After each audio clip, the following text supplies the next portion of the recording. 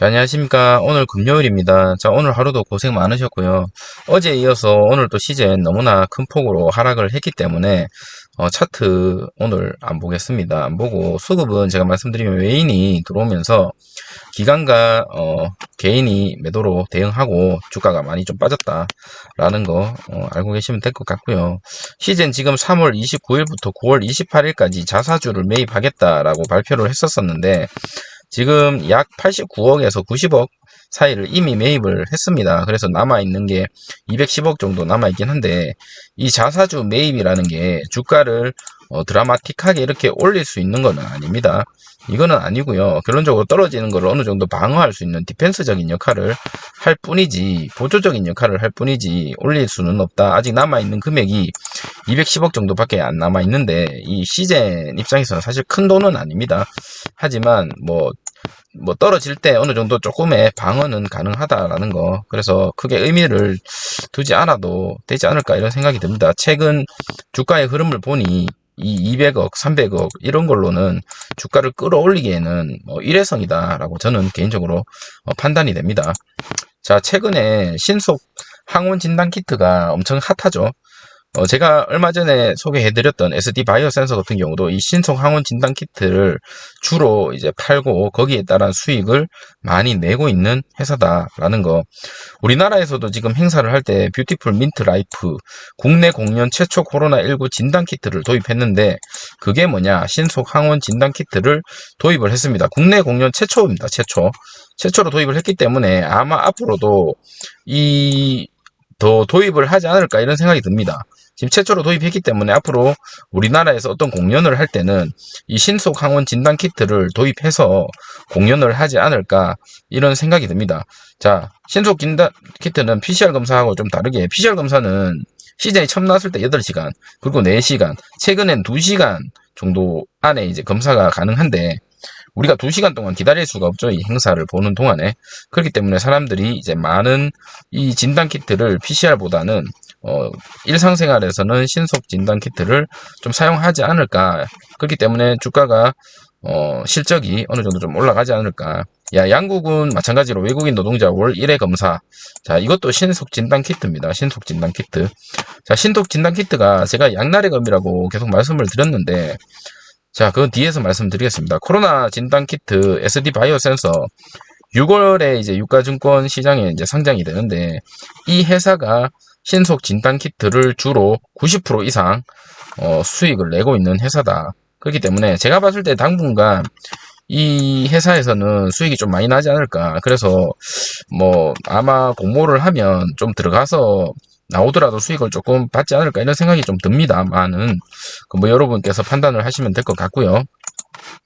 자, 신속 진단 키트 위험한 이유에 대해서 이제 말씀을 드리겠습니다. 자, 얼마 전에 이게 사례입니다. 인도 공장에서 근무하는 오리온 직원 B씨가 현지에서 사망해서 국내로 송환됐던 일이 있었어요. 자, 직원 B씨는 사후 실시한 코로나19 진단검사에서는 양성을 받았는데 이 사람이 왜 이렇게 사망을 했는지를 살펴봤더니 글로벌 코로나19 확진자의 절반이 발생하는 인도에 정말 변이 바이러스가 심각하죠. 변이 바이러스. 이 변이 바이러스를 잡기 위해서는 아무래도 정확도가 높은 진단 검사가 유효하겠죠. 그게 PCR 검사, 시젠 이런 것들이 여러분 머릿속에 아마 떠오를 겁니다. 하지만 이 사람은 어떻게 했느냐? 자기 방역 도구는 회사에서 보내준 자가 진단 키트로 검사를 했습니다. 그렇기 때문에 자가 진단 키트로 검사를 해봤더니 음성이 나왔죠. 음성이 나오니까 본인이 안심을 하고 더 이상 검사를 안 하고 나름대로 이제 감기인가 싶어서 있다가 세상을 떠났다라는 겁니다. 제가 말씀드리고 싶은 거는 이 신속 진단 키트는 제가 계속적으로 말씀을 드리지만 보조용입니다. 단순 보조용. 이게 절대적인 건 아닙니다. 그래서 양날의 검이라고 계속적으로 말씀을 드리는데 물론 많이 팔릴 거예요. 아까 말씀드렸던 그런 행사라든지 그런 거에 대해서 이제 쓰임을 많이 쓰니까. 하지만 이런 위험성이 노출이 되고 기사화 나오는 그 시점에 아마 PCR 검사로 다시 돌아가지 않을까 저는 개인적으로 그렇게 생각이 됩니다. 자, 이달부터 지금 이게 나온 지 얼마 안 됐죠. 휴마시스, 엑세스바이오 등 해서 신속 진단 키트가 오세훈 시장이 되면서 이제 이게 핫해졌다라고 저는 개인적으로 보여지는데 가정용 코로나19 자가진단 키트가 출시되면서 기대와 함께 이제 우려도 커지고 있다. 질병의 감염 수수로 쉽게 얘기해서 전문가가 직접 제대로 해도 90%입니다. 즉 10명 중에 1명, 100명 중에 10명은 가짜 음성이, 가짜 양성이 나옵니다. 그렇다는 건 얼마나 위험합니까? 이 10%라는 게 얼마나 높은 수치입니까? 10명 중에 1명 걸린다는 거죠. 가짜로. 자, 전문가와 달리 개인, 특히나 여기에 전문가가 하는 게 아닙니다. 개인이 사용하는데 사용이 미숙하고 충분히 숙지하지 않을 경우에는 이 10%보다 더 올라갈 수도 있다는 거죠. 그렇기 때문에 좀 위험하다. 그래서 사실 해외에서는 이 자가진단 키트보다는 PCR 검사를 주로 많이 사용을 하고 있습니다. 그 예로 얼마 전에 이 시젠이 자, 쿠웨이트에서 진단키트 독점 계약을 했다라는 뉴스를 여러분께서도 보셨을 겁니다. 자, 시장 동향을 한번 보면 계속되는 코로나19 팬데믹으로 특히 변이 바이러스로 인해서 코로나19 진단키트에 대한 수요가 지속될 전망이다. 올해 1월 재확산 이후 1일 확진자 수가 1000명, 1500명. 이거 지금 쿠웨이트입니다. 쿠웨이트가 사실은 그 진단검사를 안 받아도 될 정도로 우수국이었는데 최근에 이렇게 좀 많이 나왔다. 쿠웨이트 정부는 적극적인 노력으로 백신 접종률을 끌어올리고 있지만 아직까지 가시적인 확진자 수 감소는 보여주지 않고 있고 최소 내년까지는 코로나19 진단키트에 대한 지속적인 수요가 발생할 것으로 전망된다.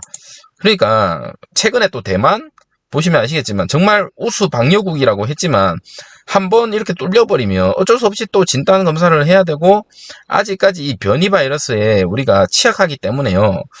집단 그 감염 이거는 어떻게 한번 터져버리면 또 어떻게 수가 틀립니다. 현재 시장에서 분자 진단 PCR 방식과 그리고 항체 진단 방식이 주로 사용하고 있고요. 여기 보시면 자가 진단 키트, 항원 진단 키트 방식은 왜 안 쓴다고 되어 있죠? 정확성이 떨어져서 더 이상 사용되지 않는다는 겁니다.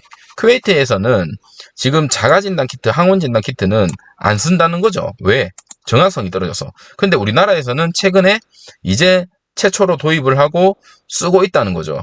그래서 세계적으로 아마 이게 간편하고 공연을 보기 위해서 아니면 뭐 축구 경기를 보기 위해서 이렇게 쓰는 건 좋다 이겁니다. 근데 아까 제가 말씀드렸던 것처럼 10%는 어떻게 하겠냐는 거죠. 10%. 이 10%가 정말 어마어마한 퍼센테이지거든요. 그걸로 인해서 다시 또 옆에 있는 사람이랑 감염이 될 수도 있는 거고 그러면 코로나는 계속적으로 가는 겁니다. 그래서 싫든 좋든 지금 전 나라에서 음성 확인서라든지 해외여행을 가기 위해서는 음성 확인서를 제출하라라고 얘기를 하는데 의무적으로요.